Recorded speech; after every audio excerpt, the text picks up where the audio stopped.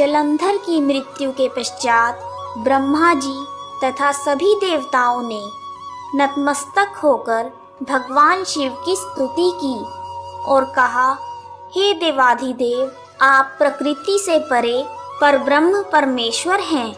आप निर्गुण, निर्विकार तथा सर्वेश्वर होकर भी नित्य अनेक प्रकार के कर्मों को करते हैं।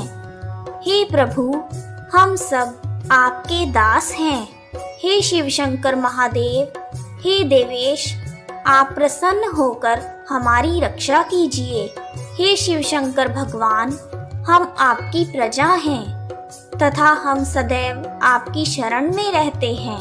नारद जी ने राजा पृथु से कहा, इस प्रकार ब्रह्मा जी तथा सभी देवताओं तथा मुनियों ने भगवान शंकर की अनेक प्रकार से स्तुति की तथा उनके चरण कमलों का ध्यान किया। जब देवगण स्तुति करके मौन हो गए, तब शंकर भगवान ने सभी देवताओं से कहा, हे ब्रह्मा जी तथा सभी देवतागण, जलंधर तो मेरा ही अंश था। उसे मैंने तुम्हारे लिए नहीं मारा। यह मेरी सांसारिक लीला थी। फिर भी आप लोग सत्य कहिए कि आप सब इससे सुखी हुए या नहीं। तब ब्रह्मा जी तथा सभी देवताओं के नेत्र खुशी के मारे खिल गए और उन्होंने भगवान शिव को प्रणाम करके विष्णु जी का सवृत्तांत सुनाया कि कैसे उन्होंने बड़े प्रयत्न से वृंदा को मोहित किया था तथा वह अग्नि में प्रवेश करके परम गति को प्राप्त हुई थी। देवताओं ने यह भी कहा कि तभी से वृंदा की सुंदरता पर मोहित हुए भगवान विष्णु उसकी चिता की राख को लपेटकर इधर उधर घूम रहे हैं।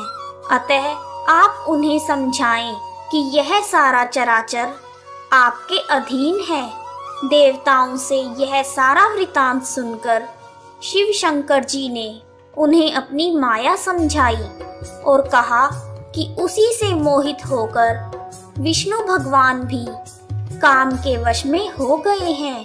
परंतु महादेवी उमा, त्रिदेवों की जननी, सबसे परे वह मूल प्रकृति, परम मनोहर और वही गिरिजा भी कहलाती हैं। अतः विष्णु जी का मोह दूर करने के लिए आप सब उनकी शरण में जाइए। देवताओं को इतना कहकर भगवान शिव वहीं अंतर्ध्यान हो गए। भगवान शिव तथा सागर पुत्र जलंधर का युद्ध चरित्र पुण्य प्रदान करने वाला है तथा समस्त पापों को नष्ट करने वाला है। यह सभी को सुख प्रदान करता है और शिव भगवान को भी आनंद देता है। इन दोनों आख्यानों को पढ़ने तथा सुनने वाले सभी सुखों को भोगकर अंत में अमर पद को प्राप्त करते हैं। इस प्रकार कार्तिक मास के महात्म्य का 21वां अध्याय पूर्ण हुआ।